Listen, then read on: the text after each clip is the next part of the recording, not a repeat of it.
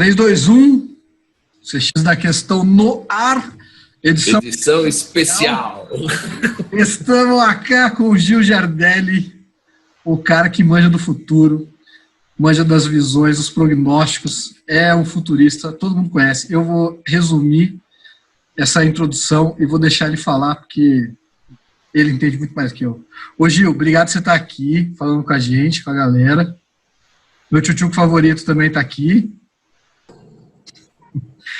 Valeu, Gil. Muito feliz aqui com você. Vamos lá. Vai ser uma aula hoje. Só estou fazendo essa live para ver se depois eu ganho a abelhinha do Guido. Tá bom, tá aqui, ó. Para aí. Deixei a bola quicando para o merchandising. Esse é o nosso momento merchandising. Momento jabá, bibote. Legal. Ô Gil, a gente está falando com uma galera aqui que é o pessoal que trabalha com atendimento a cliente, né? Em contact centers e centrais de atendimento. E aí, a gente está trazendo para essa turma dicas, né, sobre como melhorar a experiência do cliente durante os atendimentos.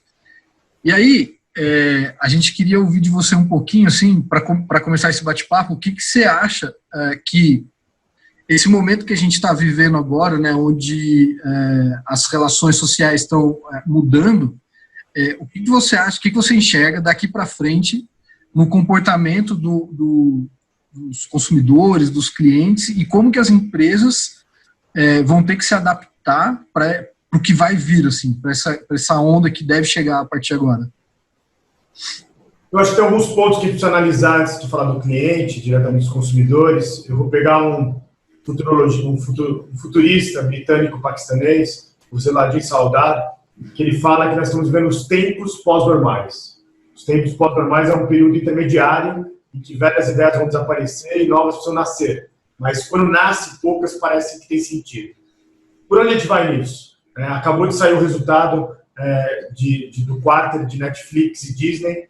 Netflix teve um incremento nas suas receitas de 19 bilhões de dólares, tá? E a Disney um prejuízo de 88 bilhões. Não estou aqui julgando as empresas, mas o que eu quero dizer é assim, é um modelo, enfim, voltado para pessoas no centro, mas com os números muito bem, enfim, uma empresa de dados, uma empresa de inteligência artificial, de data drive. E a Disney é uma empresa da velha economia, que eu gosto muito, mas faz parte da velha economia porque são os parques, o sistema hoteleiro, enfim. Né? E, ao mesmo tempo... Ela depende principalmente do contato, né? Do contato físico, né? Para fazer funcionar o negócio, né? Ela precisa do contato físico, então ela é uma empresa enfim, que não é digital. E a Netflix, de uma certa maneira, ela é physical, porque ela pode estar no seu telefone, na sua TV, pode estar no seu tablet, né, e eles fazem muitas ações. Então, esses tempos pós-normais é uma nova era. O que a gente está deixando para trás é o que a gente chamava que era a sociedade antiga, que as emoções eram paleolíticas, as instituições eram medievais, e a tecnologia era só para curtir, era curta, enfim. Né, e agora a gente vai ter que falar de coisas sérias. E coisas sérias é o quê? Colocar as pessoas no centro. Tudo isso que a gente está vivendo de Covid-19, de coronavírus, é que sai o B2B, sai o B2C e entra o human to human, um trabalho fantástico, né, de grupos de economistas britânicos, que eles falaram, não importa se você é uma marca, vocês são pessoas falando com pessoas. Né? A área de atendimento ao cliente, seja ela ativo, enfim, ela vai ter que ter uma empresa, vai ser que realmente uma empresa que vai ter que humanizar. E claro que isso é muito difícil numa sociedade que a gente começa a usar inteligência sintética, algoritmos de talentos, cloud de serviços humanos, né? E cada dia mais colocando chatbots para conversar com as pessoas. Então, cuidar dos clientes, dos colaboradores, das pessoas, dos seres humanos, ficou muito importante nessa nova era. Legal. Então, você tocou num ponto agora bem interessante, assim, se as relações... Como que você vê isso? Assim, ó, se as relações elas vão passar a ser... Vê se eu estou correto, tá? Se eu não tivesse, me corrija. Mas as relações passam a ser... ou melhor, as empresas com modelos de negócio novos que são mais digitais, né? O exemplo da Netflix que você deu. Como que essas empresas vão conseguir fazer para tornar as relações mais humanas? Assim? Não, é um paradoxo na sua visão, assim? Ou seja, por exemplo, a Netflix, ninguém consegue entrar em contato comigo. Na verdade, no modelo deles, ninguém fala comigo. Assim, eu não tenho um gerente de contas da Netflix. Mas como que eles vão conseguir ou como que eles já fazem isso? Como que você vê isso, assim, nessa nova onda agora, onde a gente precisa tratar os clientes de forma mais humana, assim? Vamos pegar um pouco dos clientes que trabalham com a Bidu, os call centers, né?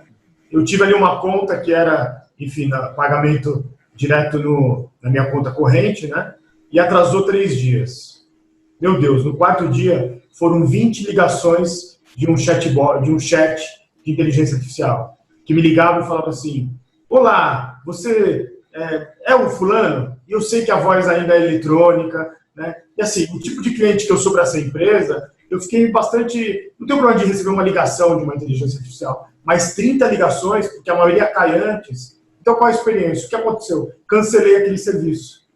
Então, a gente vai ter que... É importante nós utilizarmos a tecnologia, mas a gente vai ter que saber, tenta 30 vezes. Se 29 cair a ligação em 1 hora, liga a 30ª vez. Está faltando a gente usar um pouco de estratégia de humanização. Aquela marca acabou com todo tipo de relação que eu tinha com ela, de empatia.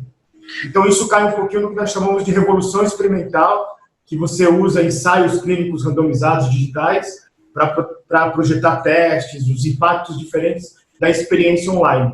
A experiência online ela está sendo decisiva na manutenção de clientes. E o online passa por call center, passa por atendimento ao cliente, né?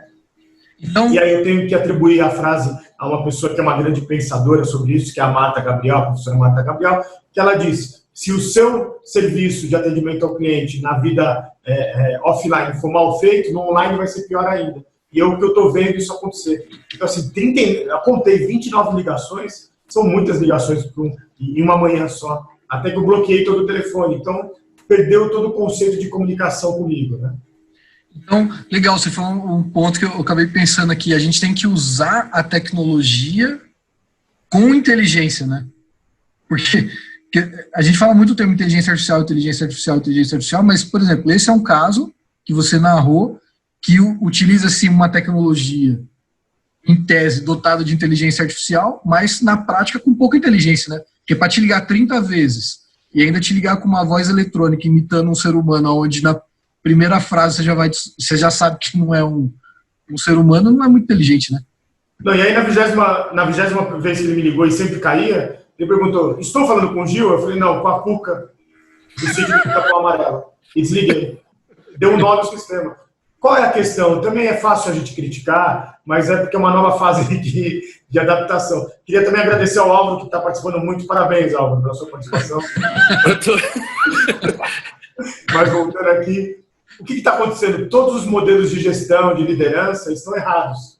Alguns podem ser úteis ainda, mas estão errados. E aí alguém falou assim: vamos colocar tudo na nuvem, vamos colocar a melhor ferramenta. Então, assim, o trabalho de vocês, uma da parte do trabalho de vocês, que é o treinamento das pessoas, né?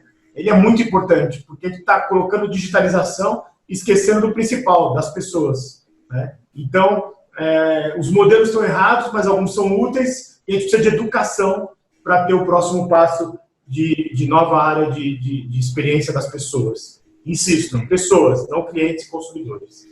Legal. Ô, Gil, e falando nesse momento atual, né, que a gente vê até um movimento falando do mercado de atendimento, de CX, que a gente tinha as operações trabalhando dentro de call centers, e agora a gente vê de contact centers, né, e a gente vê agora com esse movimento indo para home. Também, qual que é a tua mensagem assim, para essa galera, para a liderança, de como... Qual que é a tua visão também dessa transformação? Porque eu acho que é um movimento também meio que sem volta, assim.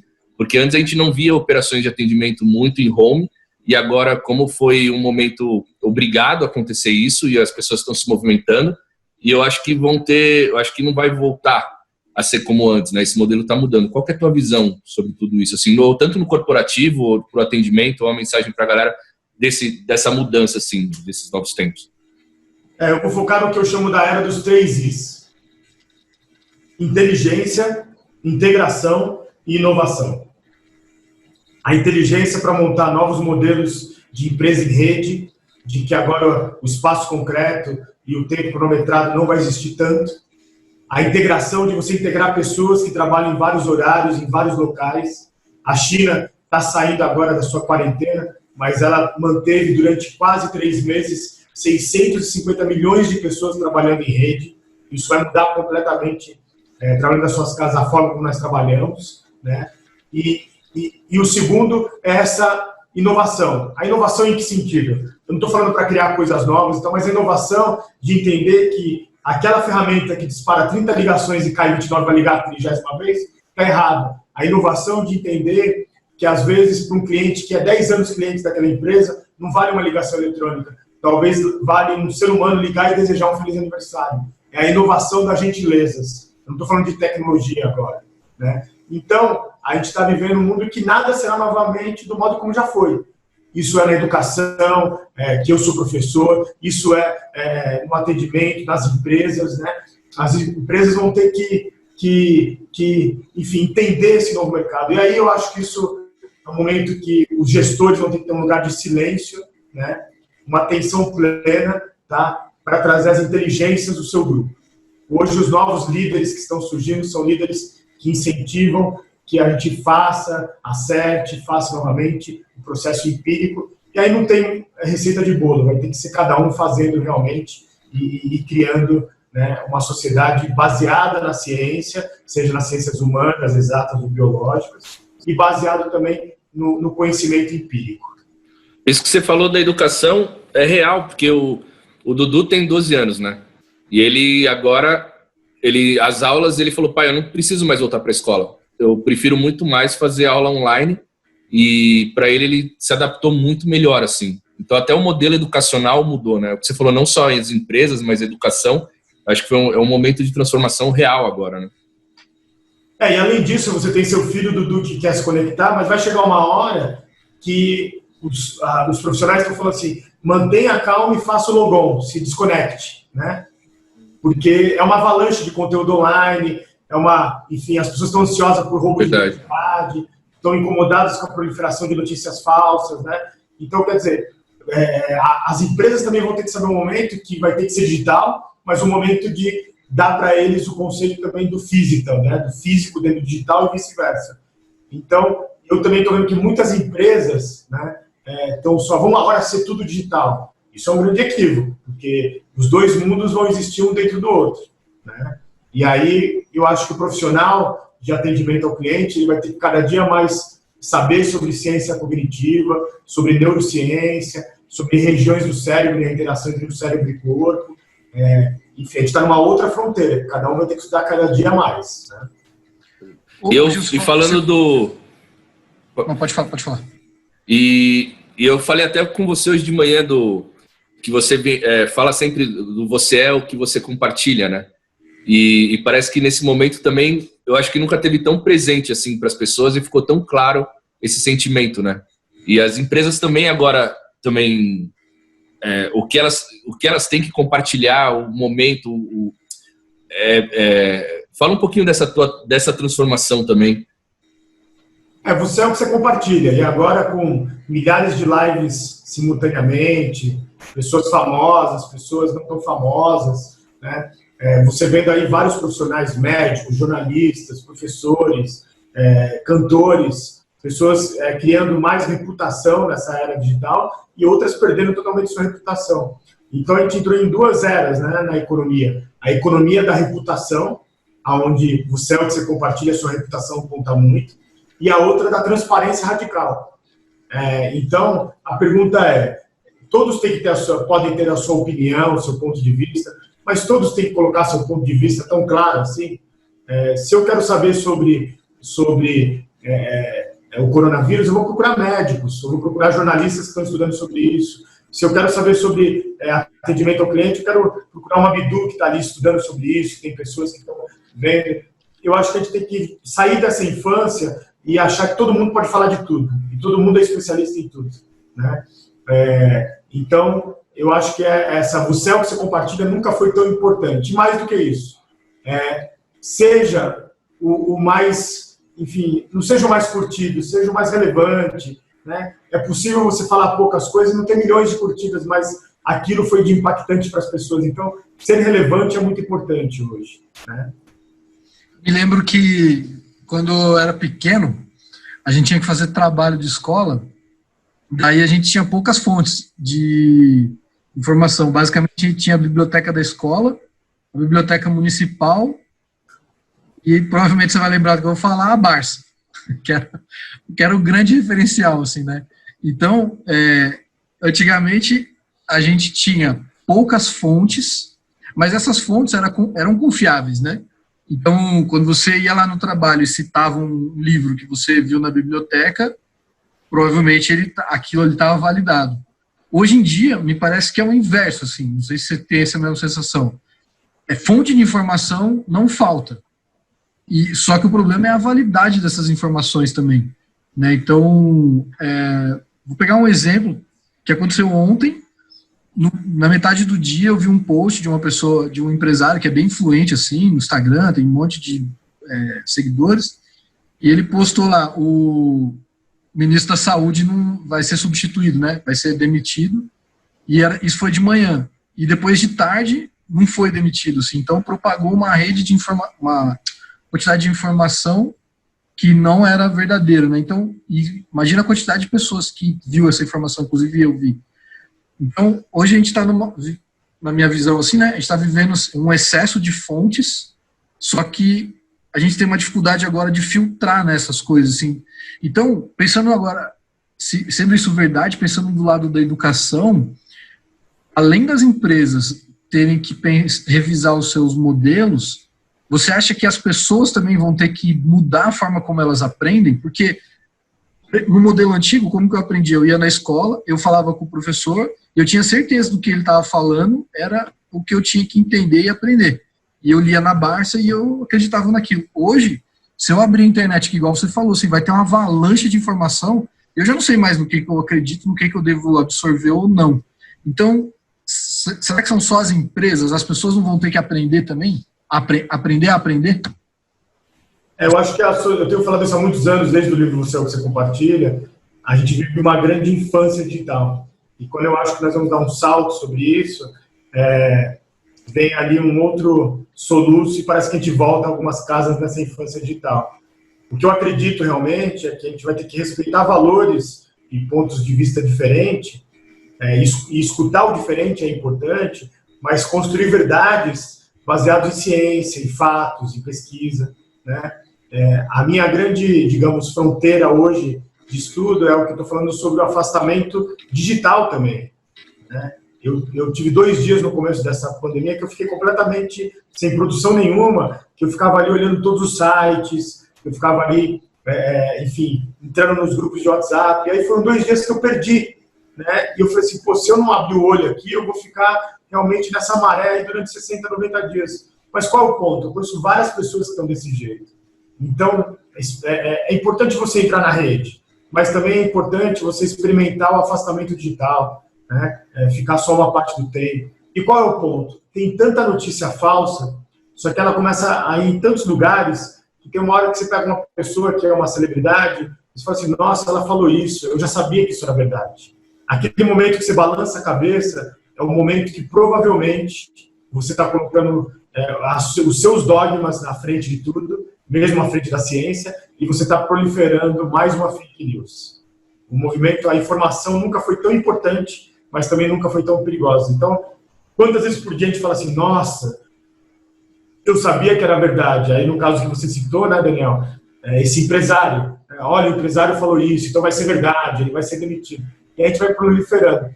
E aí a minha trincheira nesse momento infelizmente, as notícias boas, elas não vão chegar no topo do compartilhamento, né? Mas a gente tem que também ajudar a frear o compartilhamento de notícias ruins. Compartilhar que mais uma pessoa, infelizmente, faleceu, vai trazer mais pânico. Compartilhar que pessoas estão desesperadas em supermercados vai trazer mais pânico. Eu acho que aí volta ao que o Álvaro disse. Você é o que você compartilha. Vamos compartilhar coisas boas. e aí deixa o jornalismo profissional e sério compartilhar as notícias, que a gente sabe que nesses próximos dias e meses não serão tão, digamos, bacana. Então, acho que a gente tem que gerar eu acredito numa nova renascença global, tá? Com pessoas unidas globalmente, com coragem para inovar, para explorar o novo, para inventar possibilidades, para se arriscar, né? A minha empresa, a empresa de vocês, são empresas novas, que começaram há poucos anos e que de repente a gente está testando, não tem uma certeza, muda de caminho. Então, eu acredito nessa nova renascença global, nesse novo iluminismo, nesse lugar onde vamos abaixar as armas e vamos criar algo diferente. E o que é bacana dessa pandemia total? Tem uma nova humanidade acontecendo. Eu estou acabando meu novo livro, e Daniel Álvaro, pesquisando muito, tem um mundo completamente diferente. Né? O mundo que o filho do Álvaro vai receber vai ser completamente fantástico. E mais do que isso, esse momento da gente parar, aí são meus dogmas, tá? Tem um ponto muito mais intangível do que a gente imagina. É para a gente voltar a ser humanidade, para a gente voltar a ter empatia, para a gente voltar a olhar no olho das pessoas, para a gente valorizar a palavra, né? Contratos são importantes, mas lembra aquela coisa no fio do bigode de você está combinado, né? Você falou um negócio importante, me fez lembrar um exemplo, te interromper, mas eu lembro, assim, uma das primeiras vezes que eu estudei, que eu estava lendo sobre o Customer Experience, né? Um pouquinho antes, na verdade, sobre sobre CRM, né? E aí eu lembro que um dos exemplos que o professor falou na época foi assim, a arte do lidar com o cliente passa pelo você conhecer o seu cliente. Você tem que conhecer o cliente e as empresas têm que fazer isso. E isso é a nova tendência, então, e estava contando isso. E aí eu lembrei, e eu falei assim, mas espera aí, a Dona Zélia era minha avó, né? A Dona Zélia, quando ela ia no mercadinho, lá da cidade que ela morava, de 7 mil habitantes, ela entrava no mercadinho, e aí o cara que era o dono, o caixa, e meio que fazia tudo lá, ele já sabia tudo que ela ia comprar, então já sabia o queijo que ela gostava, a manteiga que ela gostava, o tipo do pão, então ele já fazia aquele atendimento personalizado. Então você falando isso agora me fez lembrar disso, assim, me parece que a gente está fazendo um esforço enorme agora para gerar boas experiências para os clientes, mas se a gente voltar um pouco no tempo, talvez essas coisas já fossem feitas lá atrás também, né? E também precisava resgatar um pouco disso, né? Parece que quando você fala de humanização, né? E aí então, a humanização real. Eu acho que o cliente não quer mais ser tratado como cliente, né? Como pessoa, como de humano para humano mesmo, né? Agora, é mais do que isso, assim. O começo da minha carreira na comunicação foi numa agência de marketing direto. E lá eu fui ler o primeiro livro sobre experiência do cliente, que é o livro chamado Marketing Direto, da década de 50, do Bob Story. É um livro dessa grossura, eu tenho aqui no meu escritório, recomendo que todos leiam, né? Recomendo mesmo. E lá ele explica, as duas empresas começaram com esse conceito de colocar a experiência do cliente, não era esse nome, era Marketing Direto, que foi a criação do cartão de crédito American Express e daquelas revistas Rider Digest, né? Não sei meu acento como foi, mas enfim, aquela revista que você recebia em casa, né? E aí lá tem todo o case da American Express. A American Express era o quê? Era uma pessoa que sempre que ia almoçar em Nova York esquecia o seu dinheiro e tinha que pedir para os amigos. Ele falou, e se a gente tivesse um cartão que tivesse um dinheiro que você passasse? E mais do que isso, ele falou assim, mas muito mais do que vender cartão, a gente tem que entender quem é esse nosso cliente, se ele viaja muito, se ele sai para almoçar, se ele sai para jantar. Então, quer dizer, tudo aquilo que foi escrito na década de 50 vale hoje em 2020. A diferença é que nós temos ferramentas que podem criar milhões, milhares, enfim, base de milhões de pessoas. Agora, o nosso desafio é ter dados de milhões de pessoas, mas atender cada um, né, com a sua peculiaridade. O Daniel tem a sua, o Álvaro tem a sua. Esse é o grande desafio. E aí volta de novo na educação, Álvaro. Não é ferramenta, é a mudança das pessoas, é a mudança de como a gente está fazendo esse novo, esse momento de mudança. Né? Você acha que a educação com certeza é um pilar agora para sustentar esse novo momento que a gente está? Porque isso que você falou é importante, né? Porque a diferença do exemplo que eu dei lá da minha avó, da Dona Zélia, que, beleza, eles atendiam ela, só que atendia ela e mais 5 pessoas por dia, talvez. Por isso que ele conseguia gravar. Agora o problema é atender milhões de clientes, né, ou milhões de transações de clientes e conseguir fazer essa tipo, personalização, né? O pessoal de CX defende muito a personalização dos atendimentos, mas o grande desafio é o que você falou, tá bom, mas e quando existem milhões de interações ou milhões de clientes, como é que faz para manter a personalização, né? E daí a educação passa a ser ou seja, o conhecimento, né, das pessoas que estão atendendo, eles passa a ser mais importante. Mas aí eu tinha uma pergunta assim, ó. Hoje, se você for ver numa central de atendimento, as pessoas que estão atendendo os clientes, com certeza, são as pessoas menos remuneradas da empresa. Não sei se são as menos treinadas, mas com certeza são menos remuneradas. O valor, um atendente, ele ganha em torno de um salário mínimo. Assim. Quando você vai num lugar que ganha muito, ganha 2.000. E aí isso é um problema, né? Uma pessoa que ganha tão pouco, como é que ela vai investir nos estudos, né? A pessoa pela pessoa. Só que agora está vindo esse mundo de educação digital, onde está tudo mais barato também, né? A gente tem essas universidades digitais, como se fossem Netflix da educação, te cobram um valor mensal e você pode fazer curso. Então, você tem essa mesma visão que eu, assim, do tipo, a educação agora, com essas novas plataformas online, barateando, elas vão conseguir dar mais conteúdo para essas pessoas que hoje ganham menos e elas vão conseguir evoluir mais. Democratizar a educação? Democratizar, talvez seja isso. Eu acho que tem que separar 2 pontos. Primeiro que, assim, a maioria das pessoas que trabalham no call center é o primeiro emprego delas, né? Uhum. E são pessoas que estão no primeiro ano da faculdade, etc.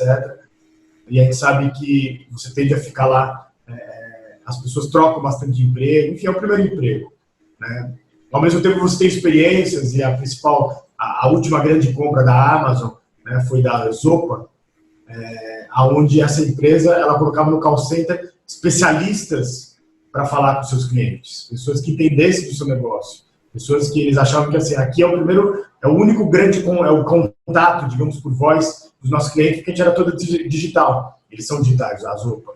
E a gente vai ter que agora atender de uma forma diferente. Então, eles foram comprados pela Amazon exatamente pela essa humanização. Eu acho que está na hora de a gente talvez não ter tantas pessoas ligando, mas ter pessoas muito bem preparadas. E aí eu acho que entra no conceito de novo tipo de empresa.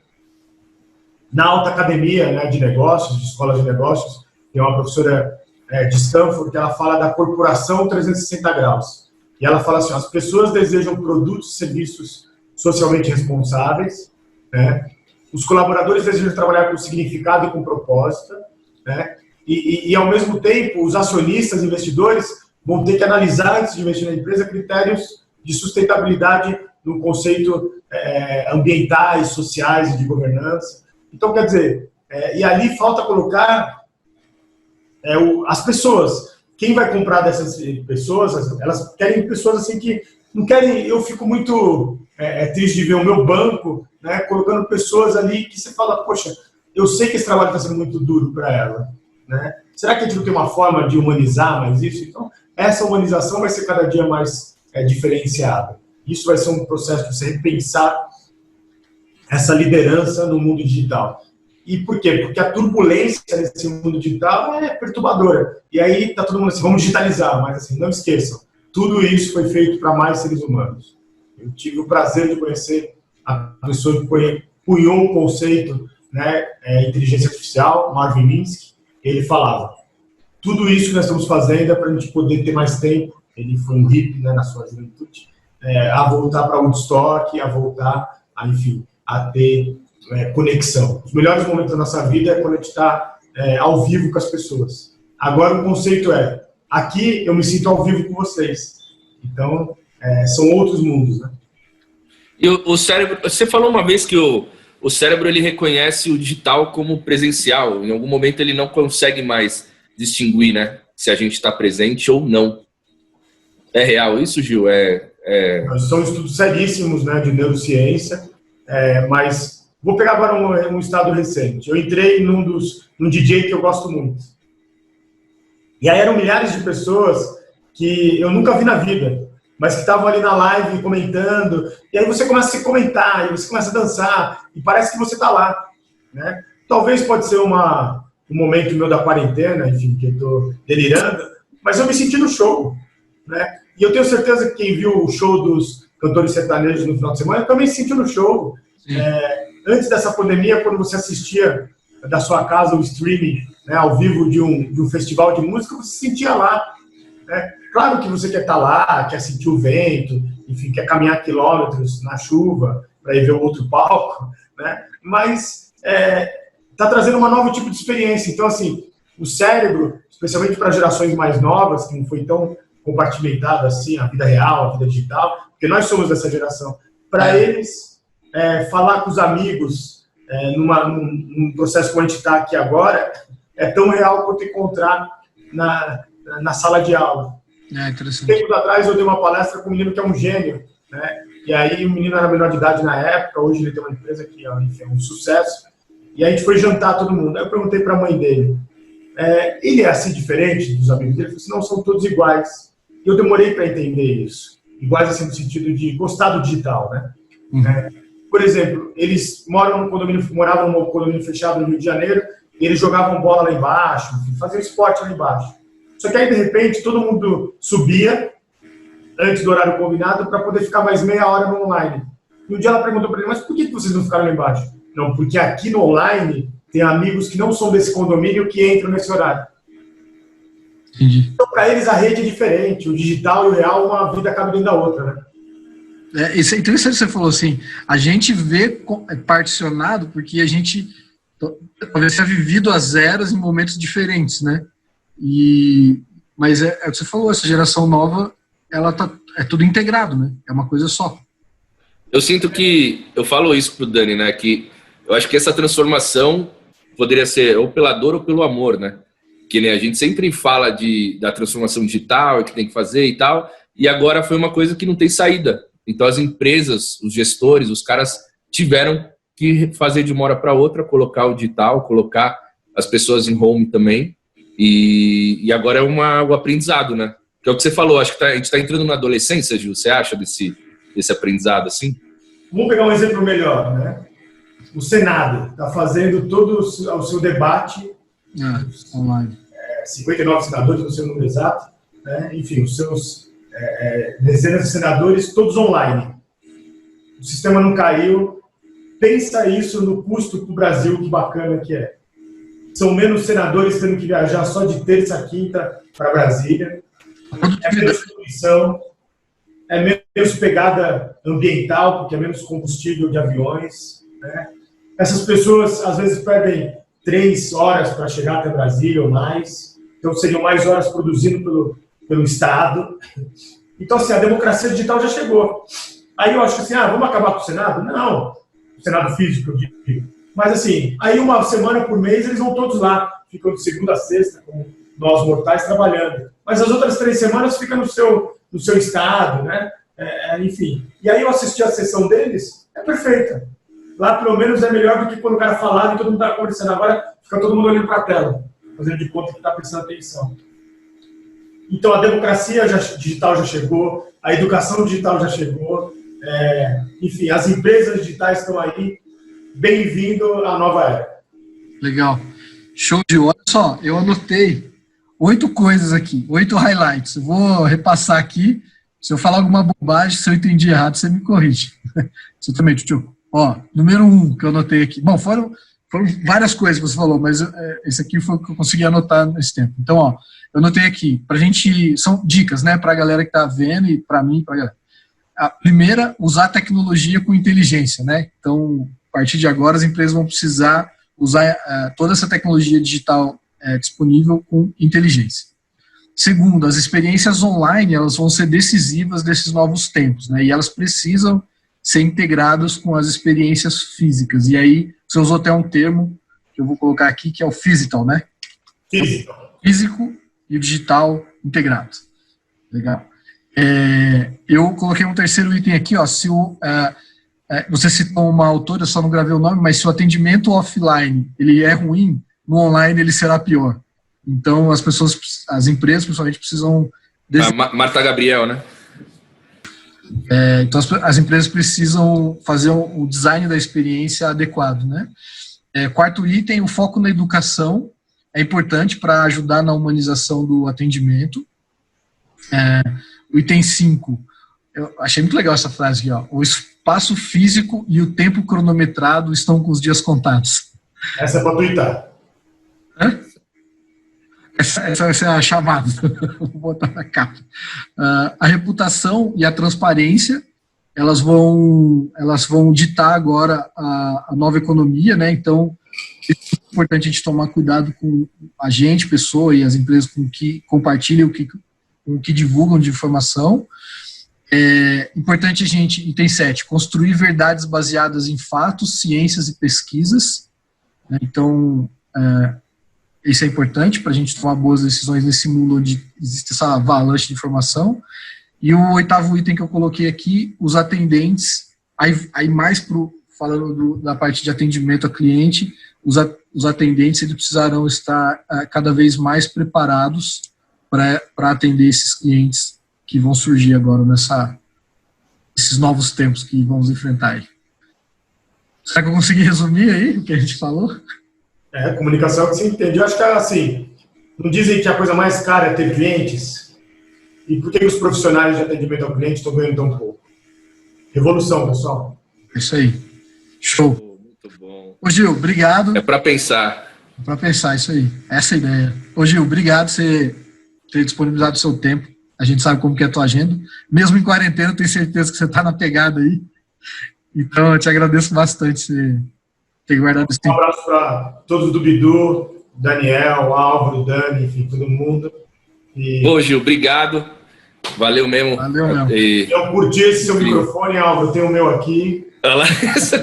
Depois você vai... O Daniel também gosta de carro antigo. Aí ele tem um Landau. Depois você compartilha a foto do Opala aí, que eu sei que você gosta também. Tem um Landau, chama Molejão. É o nome dele. Porque... Com Deus, pessoal. Se cuidem. Valeu, Gil. E passem já. Tchau, tchau. Valeu.